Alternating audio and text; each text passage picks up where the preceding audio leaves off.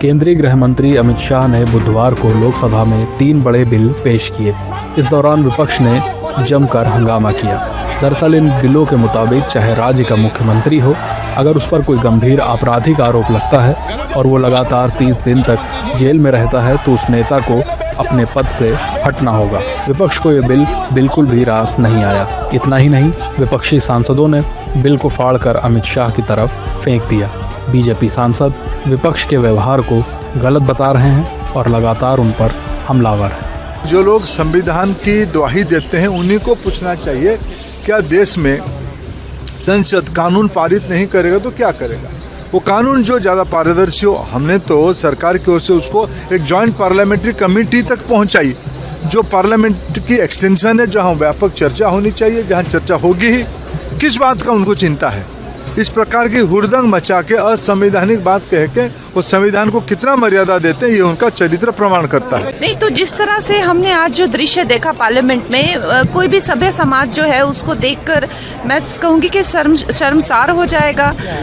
जो विपक्ष के नेता लोग हैं वहाँ पे आके जो हमारे माननीय गृह मंत्री जी हैं, जब वो बिल प्रपोज कर रहे थे, उनका माइक निकालने की कोशिश करी और तो और वो बिल फाड़कर उनके मुंह पे मारा।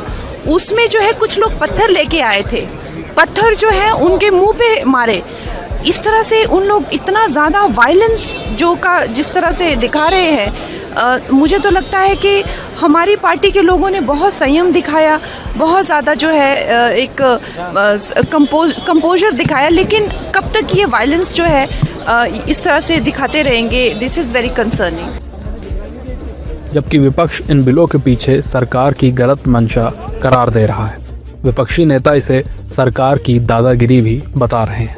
मुझे ये बताइए, बिल को टेबल किए थे क्या? पहले बिजनेस में थी क्या? बहस हुई भी ऐसी में? नहीं ना। रातों रात मन मर्जी अपने लेके आके आप बोल रहे हैं और हम आपका गुलाम बन के बैठे हैं क्या?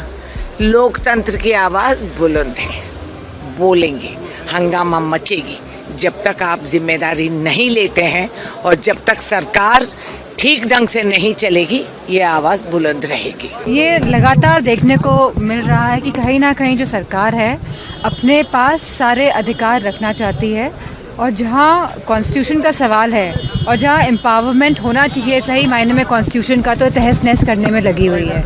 और ये दर्शाता है, जिस तरह कॉन्स्टिट्यूशन अमेंडमेंट बिल 130 लाया गया है, वह दर्शाता है कि किस तरह सरकार घबराई हुई है और चाहती है कि ज़्यादा से ज़्यादा पावर सरकार के हाथ में रहे।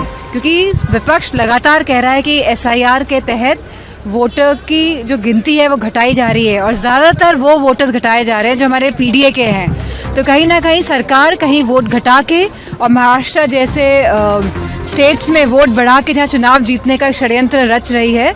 लेकिन अब यह लोग भी जागरूक हो गए हैं, वो समझ रहे हैं कि सरकार पूरी तरह कॉन्स्टिट्यूशन और लोकतंत्र के खिलाफ है। विपक्षी सांसदों ने इसका विरोध किया और कई सांसद लोकसभा की वेल में पहुंचकर नारेबाजी करने लगे, जिसके बाद अमित शाह ने बिल को 21 सदस्यीय संयुक्त संसदीय समिति को भेजने का प्रस्ताव रखा और ध्वनिमत से ये प्रस्ताव पारित हो गया।